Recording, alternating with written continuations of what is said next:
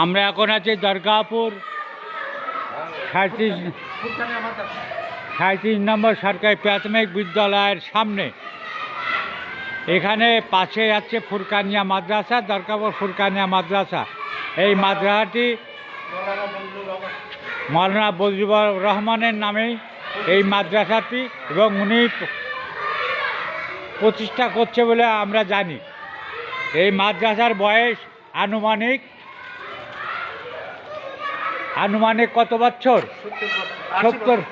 70-80 বছর যাবৎ এই মাদ্রাসাটি এক প্রকার বলতে গেলেই প্রথমেই এই মাদ্রাসা থেকে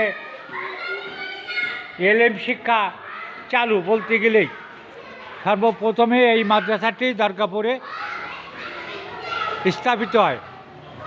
এই এখন আপনারা দেখতে পাচ্ছেন এই বিল্ডিংটা আগে ছিল এটা টালিঘর ভেঙে পড়ার কারণে আমাদের এই জায়গার গ্রামের কৃতি সন্তান অবসরপ্রাপ্ত শিক্ষক শেখ এম.এ. নেওয়াজ তিনি পরিকল্পনা গ্রহণ করেন এই মাদ্রাসাটি পাকাকরণের লক্ষ্যে। সেই লক্ষ্যে তিনি কাজ করে যাচ্ছেন। অদ্যাবধি আমরা দেখতে পাচ্ছি আলহামদুলিল্লাহ বড় একটা মাদ্রাসা, পাকা বিল্ডিং, পাকা ঘর।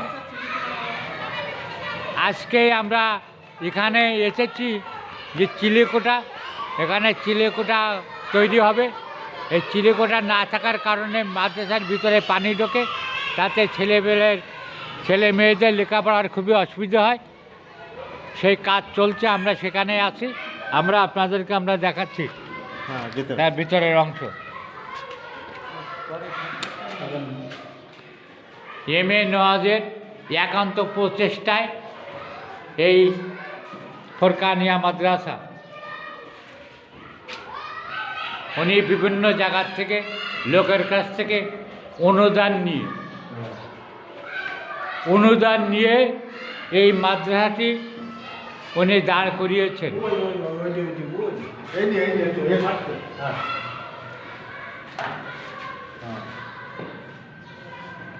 বিশাল বড় মাদ্রাসা।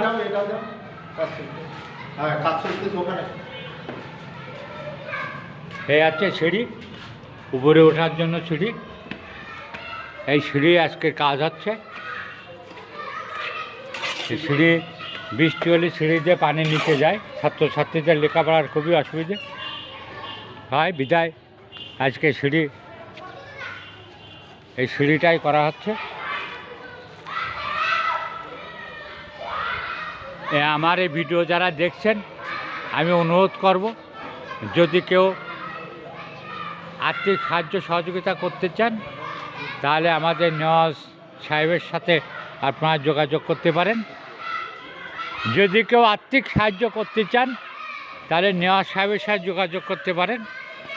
উনি অসুস্থ, তারপরেও এই মাদ্রাসার প্রতি ওনার খুবই টান। উনি নিজেই কষ্ট করে সবার কাছ থেকে অনুদান নিয়ে এই মাদ্রাসাটি খাড়া করছেন। আমরা তাকে ধন্যবাদ, অভিনন্দন জানাই। দরগাপুর প্রতিদিন ইউটিউব চ্যানেল ও পেজ একটি প্রচার মাধ্যম। আপনারা আমাদের সাথেই থাকুন। ধন্যবাদ।